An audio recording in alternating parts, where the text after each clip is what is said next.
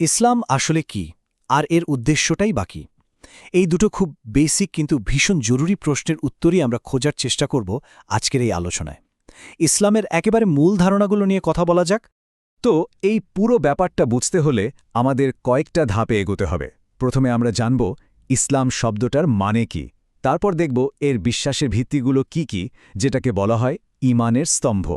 এরপরে আসবে দৈনন্দিন জীবনের অনুশীলন, আর একদম শেষে এই যে আত্মসমর্পণ, এর পেছনের আসল উদ্দেশ্যটা কি তা নিয়ে কথা বলবো। তো চলুন একদম শুরু থেকে শুরু করা যাক। আমাদের আলোচনার প্রথম পর্বেই আমরা ইসলাম শব্দটার একেবারে মূল অর্থটা বোঝার চেষ্টা করব, কারণ যে কোনো কিছু বুঝতে গেলে তার নামের অর্থটা জানা কিন্তু খুব জরুরি। যে কোনো বিষয়ে বোঝার জন্য প্রথম ধাপই হল এর নামটা কোথা থেকে এলো, তার মানেটা কি সেটা জানা। তো আমাদেরও প্রথম প্রশ্ন এটাই, এই যে ইসলাম শব্দটা, এর আসল অর্থ কি? দেখুন, ইসলাম শব্দটা এসেছে আরবি সিন লাম মিম এই তিনটি অক্ষর থেকে। এর প্রধান মানে হল আত্মসমর্পণ করা, নিজেকে পুরোপুরি সঁপে দেওয়া। এখন প্রশ্ন হল কার কাছে? সৃষ্টিকর্তার ইচ্ছার কাছে। আর যে ব্যক্তি এই আত্মসমর্পণ করে তাকেই বলা হয় মুসলিম। আর একটা ইন্টারেস্টিং ব্যাপার হলো এই একই মূল থেকে কিন্তু সালাম বা শান্তি শব্দটাও এসেছে। মানে এখানে বোঝানো হচ্ছে যে সৃষ্টিকর্তার কাছে আত্মসমর্পণের মাধ্যমেই আসলে সত্যিকারের শান্তি পাওয়া সম্ভব।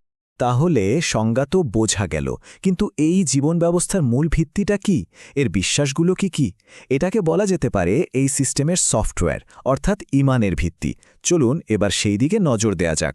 একজন মুসলিমের বিশ্বাসের পুরো কাঠামোটা দাঁড়িয়ে আছে মূলত 6টা স্তম্ভের উপর। এগুলোকে ঈমানের অঙ্গ বা আরকানুল ঈমান বলা হয়। তাহলে কি সেই 6টা বিশ্বাস? চলুন এক এক করে দেখি। প্রথম এবং সবচেয়ে গুরুত্বপূর্ণ হল এক ও অদ্বিতীয় সৃষ্টিকর্তা বা আল্লাহর ওপর বিশ্বাস, যাকে তাওহীদ বলা হয়। দ্বিতীয়ত, ফেরেশতাদের অস্তিত্বে বিশ্বাস করা। তৃতীয়ত, সৃষ্টিকর্তার পাঠানো আসমানি কিতাবগুলোতে বিশ্বাস, যার সর্বশেষ হল কোরআন। চতুর্থত, যুগে যুগে যত নবী রাসূল এসেছেন তাদের সবার উপর বিশ্বাস রাখা। পঞ্চমত, মৃত্যুর পরে একটি শেষ বিচার দিবস হবে, সেই দিনের উপর বিশ্বাস। আর সবশেষে তকদির বা ভালোমন্দের ঐশ্বরিক বিধানে বিশ্বাস। এই 6টা বিশ্বাস মিলেই একজন মুসলিমের ওয়ার্ল্ড ভিউ বা বিশ্বদৃষ্টি তৈরি হয়। এই যে এক আল্লাহর ধারণা মানে তাওহীদ, এটাই কিন্তু ইসলামের একেবারে কেন্দ্রবিন্দুতে থাকা কনসেপ্ট। কুরআনের এই আয়াতটা দেখুন, সূরা ইখলাস, কি দারুণভাবে ব্যাপারটা তুলে ধরেছে।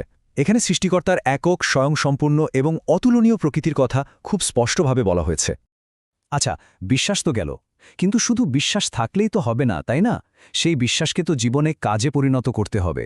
এই স্তম্ভগুলোই হলো সেই মাধ্যম, যার দ্বারা বিশ্বাসকে প্রতিদিনের জীবনে প্রতিফলিত করা হয়। চলুন দেখি এগুলো কিভাবে জীবনের একটা কাঠামো তৈরি করে দেয়। ইসলামের প্রায়োগিক বা প্র্যাকটিক্যাল দিকটা এই 5টা স্তম্ভের ওপর দাঁড়িয়ে আছে। প্রথমটা হলো শাহাদা, মানে মুখে এবং অন্তরে এই সাক্ষ্য দেওয়া যে আল্লাহ ছাড়া কোনো উপাস্য নেই এবং মোহাম্মদ সাল্লাল্লাহু আলাইহি ওয়াসাল্লাম তার রাসূল।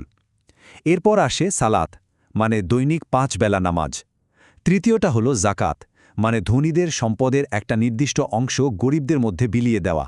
চতুর্থ হলো সওম, অর্থাৎ রমজান মাসে রোজা রাখা। আর পঞ্চমটা হলো হজ, মানে যদি শারীরিক ও আর্থিক সামর্থ্য থাকে তাহলে জীবনে একবার মক্কায় তীর্থযাত্রায় যাওয়া। তার মানে বুঝতেই পারছেন, এগুলো শুধু কিছু নিয়মকানুন বা রিচুয়াল না, বরং এগুলো একজন মুসলিমের পুরো জীবনটাকে একটা ছকে বেঁধে দেয়।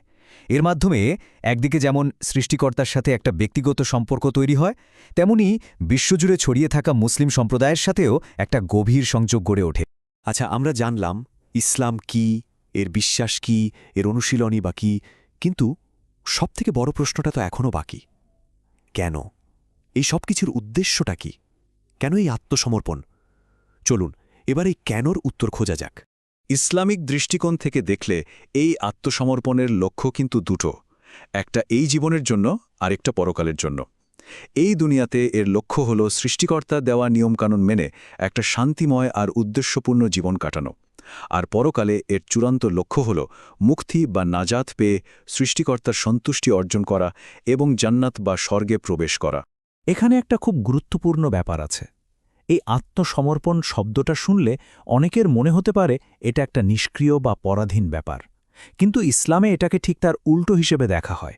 এটাকে একটা সক্রিয়, স্বাধীন এবং সচেতন সিদ্ধান্ত হিসেবে ধরা হয়, যার মাধ্যমে একজন মানুষ তার জীবনকে একটা অনেক বড় ঐশ্বরিক উদ্দেশ্যের সাথে মিলিয়ে নেয়। আর বিশ্বাস করা হয় যে এই সংযোগটাই মানুষকে দুনিয়ার নানা সীমাবদ্ধতা থেকে সত্যিকারের মুক্তি দেয়। আমাদের আজকের আলোচনা এখানেই শেষ, কিন্তু যাওয়ার আগে একটা ভাবনা সবার জন্য রেখে যাই। বিশ্বাস আর অনুশীলনের এমন একটা গোছানো কাঠামো যা জীবনের প্রায় প্রত্যেকটা দিককে ছুঁয়ে যায়, সেটা কিভাবে একজন মানুষের ব্যক্তিগত জীবন আর তার চারপাশের দুনিয়াকে দেখার দৃষ্টিভঙ্গিটাকে আমূল বদলে দিতে পারে, ব্যাপারটা কিন্তু ভাবার মতো।